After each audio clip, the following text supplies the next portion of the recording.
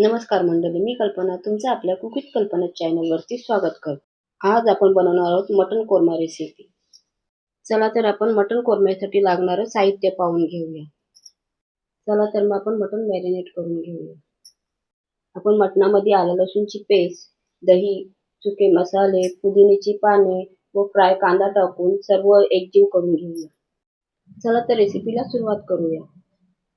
एका कढईत आपण साजूक तूप टाकलेलं आहे 4 चमचे।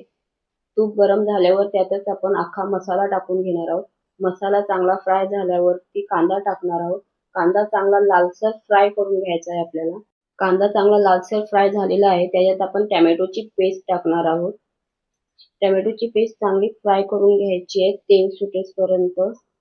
कांदा टोमॅटोची ग्रेव्ही चांगली शिजलेली आहे। आता आपण त्याच्यात मटण घालून घेऊया। मटण चांगला मिक्स करून परतून घेऊया। मटण परतवून झालेलं आहे, आपण त्याच्यावर झाकण ठेवून त्याला चांगला शिजवून घेणार आहोत। मटण आपण बारीक गॅसवरती शिजत ठेवलेला 10 ते 15 मिनिटं झालेले आहेत। आपण चेक करणार आहोत मटणामध्ये पाणी सुटलेलं आहे की नाही।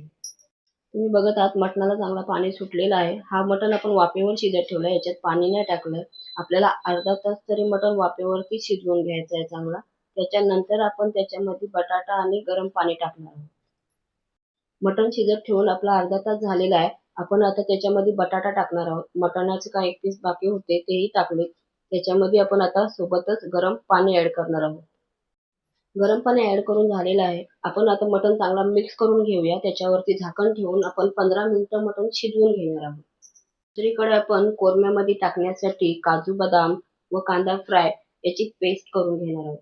मटण शिजत ठेवून 15 मिनिटं झालेली आहेत। त्याच्यात आपण काजू बदाम व कांदा फ्रायची जी पेस्ट केलेली ती टाकून घेऊया। काजू बदामची पेस्ट टाकून चांगला मिक्स करून घेऊया।